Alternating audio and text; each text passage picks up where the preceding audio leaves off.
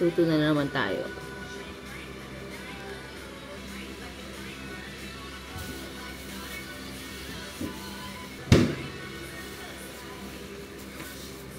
Amoy na amoy ko siya.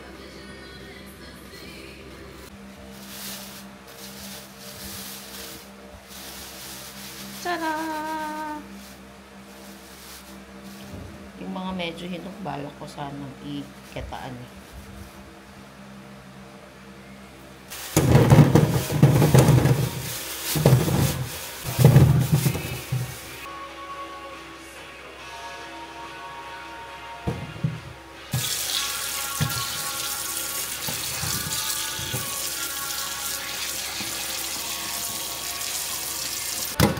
Iwalay natin yung ilog.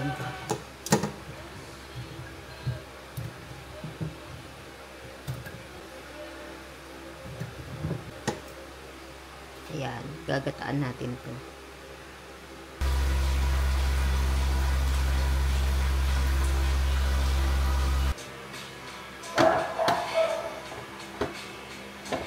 Balagan natin. Trabaho pala ito. Pagbalatan mo isa-isa.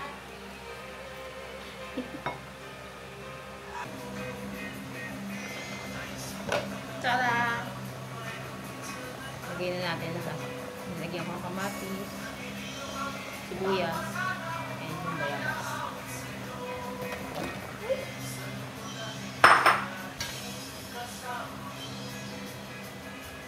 There, pinagsama-sama na. Habang pinapakuluan natin yung sinisigang natin, balatan natin itong igagataan natin. Naalala ko tuloy yung lola ko. Tingnan natin kung parang ganito sa niluluto ng lola ko yung ginataang bayabas.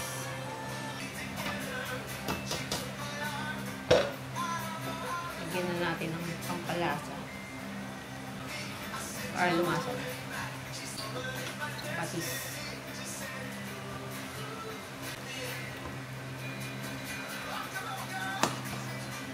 Saka ilagay na rin natin yung sili.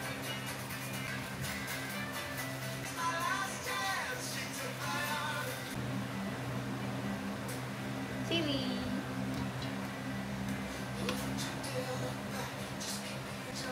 Yan, pakuluan lang muna natin. Itong malambot na yung pa. Tikman natin bago natin ilagay yung kangkong. Medyo matamis siya, no? Okay. Dagdagan natin ng sabaw. Dagdagan natin ng tubig para medyo may sabaw siya. Kunti lang.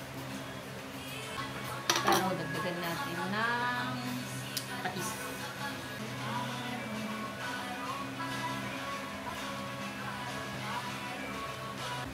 Perfect. Perfect. Lagyan natin yung kangkong. Kangkong lang ang dahon natin para hindi masyadong magulay.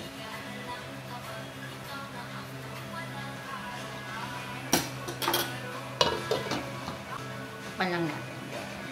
Mamaya luto na. May mic pala ako. Suot na natin ito. Try natin. First time ko gagamitin ito. Aba, vlogger na ang putik. Sige. Okay, tuloy tayo sa pagbabalat ng igagata natin. Mamaya, alisin natin yung buto. Yung mga bata pa kami, yung lola ko, nagluluto nito dati. Nasa Mayumbo pa kami. Madami kasi kaming puno ng bayabas doon dati sa Mayumbo. Alam ng mga pinsan ko to. Nasa isang compound kami dati. Yan, mga bata pa kami, mga elementary. School days. Dahil nga marami kaming puno ng bayabas, So, ang daming bunga. So, yung mga hinog, nahuhulog-hulog lang. O, si Lola, igagata niya itong mga nahuhulog-hulog na mga hinog. Tapos yung minemerienda namin. Nung niluluto niya ito, amoy na amoy buong compound. Medyo ano siya eh. Basta, amoy bayabas. Ang lakas ng amoy niya eh. Alam mo na naggagata si Lola kapag naamoy mo na ito. Siya yung nagluluto talaga nito. Doon dati sa Mayumbuyon. Bihira na kami makakita nito. Timing lang si Noriel kasi shout out. Ayan, nagluto siya ng sinigang sa bayabas. O, nainggit ang ante nyo. Tapos naalala ko si Lola. Ayun, bihira to sa palengke. Hindi mo to nakikita sa palengke araw-araw eh. Pag nakita to ng mga pinsan ko, matik. Uy, si Lola. Shout out nga pala kay Lola in heaven. Hi Lola, kumusta ka na dyan? Shout out din kay Sir Noriel. Dahil sa'yo naalala ko yung lola ko na gumagawa ng ginataang bayabas ng mga bata pa kami. Ayan, so luto na ang sinigang sa bayabas. Pata nga lang ang ginamit natin dito dahil wala tayong ribs. Yun. Oh my God. Yeah.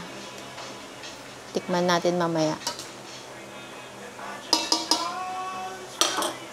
Ready na ang ating sinigang sa bayabas, sa pata.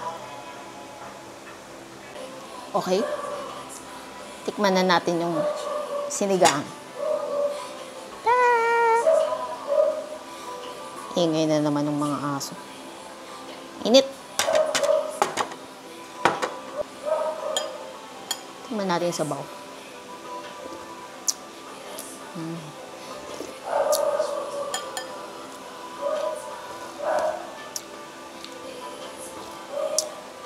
Sarap. Siyempre, may sausawan din tayo na patis at kalamansi na may sili. So, yun. Pata ang ginamit ko. So,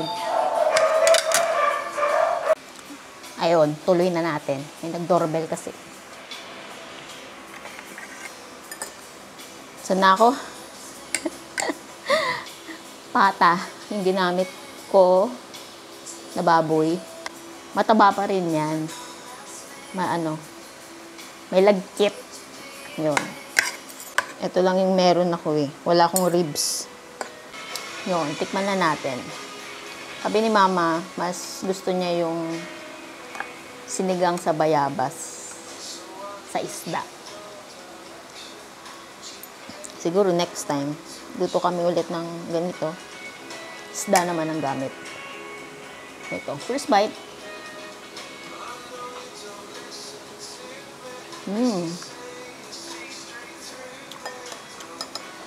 Sarap. So, mamaya, yung ginataan, merenda. So, lunch to. Since wala akong naka-schedule na pasyenteng ngayon, edi yun. Luto tayo. Always be waiting for you. Ayoko kasi patagalin yung bayabas. Mamaya, minog na agad. So, luto na natin ngayon. Medyo ano naman na siya. Medyo hinog na.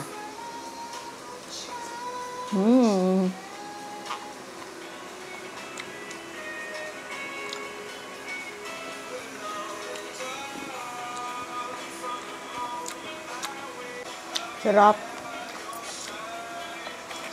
Bago sa panglasa. Kasi hindi naman lagi may nagsisinigang sa bayabas, diba? Bihira na ito. Ayaw ko sa ibang lugar. Pero dito kasi madalang. Ewan ko sa bahay niyo siguro. Kung may puno kayo ng bayabas,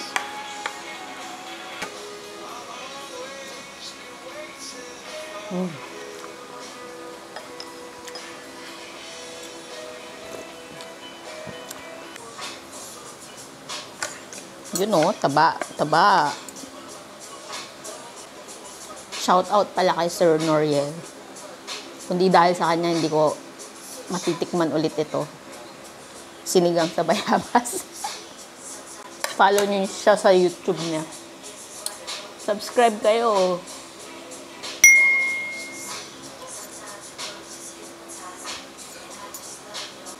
Siya nagturo kung saan makakabili ng bayabas sa palengke. Harap.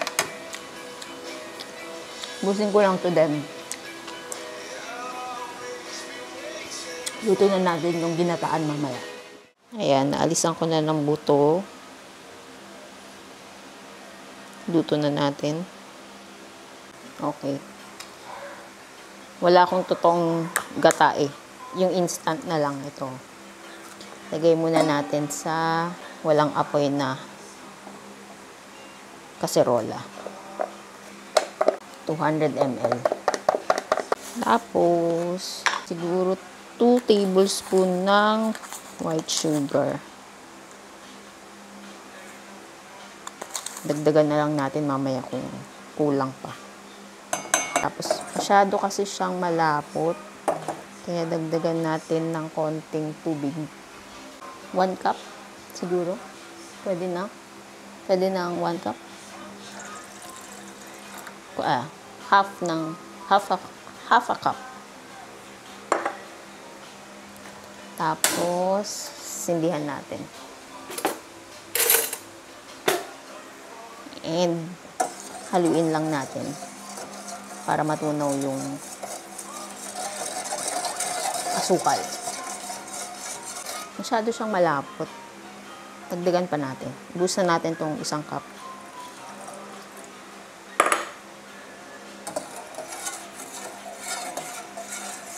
Mix lang kasi para hindi magbuo-buo yung gata. Diba? Pansin nyo yun pag hindi nyo hinalo, nagbubuo-buo yung gata. Kaya mix. Hanggang sa kumulo siya ng konti. Simmer, hindi yung totally kulo.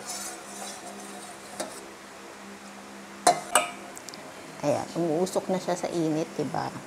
Tapos, nagsisimmer na siya. Lagay na natin yung bayabas.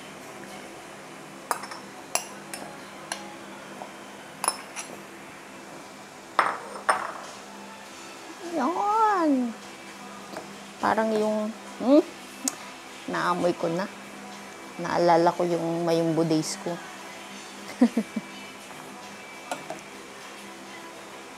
Parang yung, alam yung pag nanonood kayo ng cartoons, hindi anime cartoons, yung bata kayo. Yung pag nagluluto sila, yung kaserola nila parang ganito yung itsura. Parang cartoons. Wala, sa akin lang naman yun. Okay. Yan Ganyan yung itsura niya.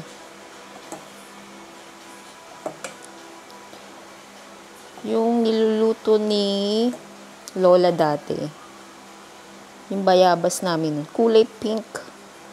So, pag nagluluto siya nun, kulay pink talaga yung sabaw niya. Hindi ganito. Pero yung amoy niya, ganito. Don't trade our love for tea and sympathy. Lagyan natin ng konting asin. Siguro 1/4 teaspoon. Yan. Tama na yan. Aray ko.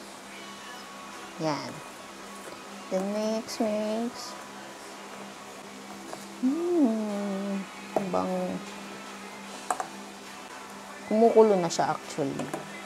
Pero hininaan ko na yung apoy.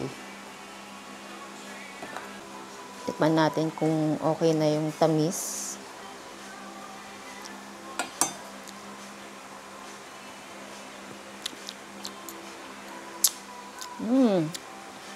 Sarap! Kanina dinurog-durog ko siya dito.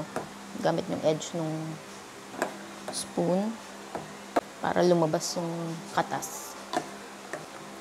Kuha tayo, tikim tayo. Uy, ang sarap! Grabe! Naalala ko yung childhood ko.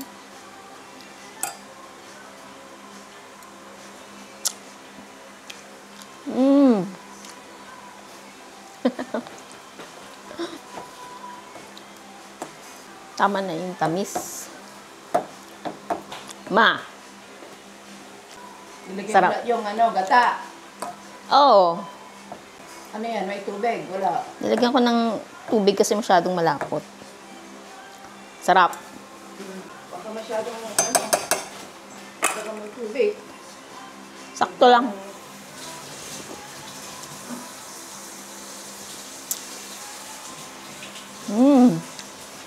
Sarap. Pakuluin lang natin konti. Tapos okay na siya. Sarap, ma!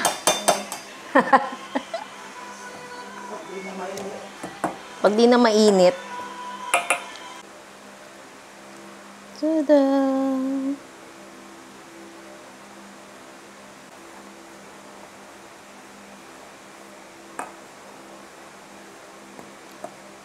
See? Yellow nga lang siya. Hindi siya pink. Okay lang. Pareho lang lasa niyan. Tayin na natin. And let's eat!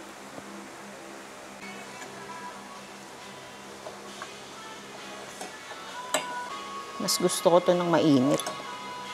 Mahinihigop ka na sabaw.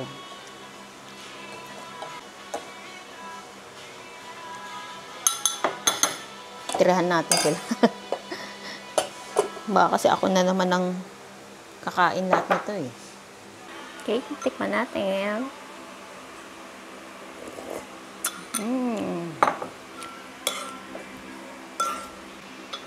Alam niyo yung lasa niya, para siyang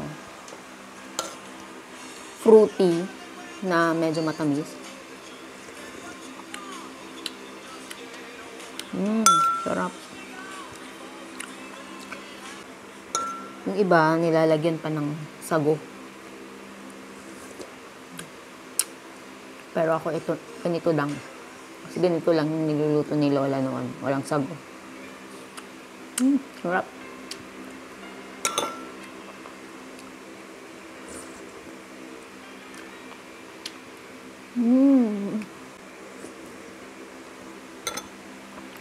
Ano siya?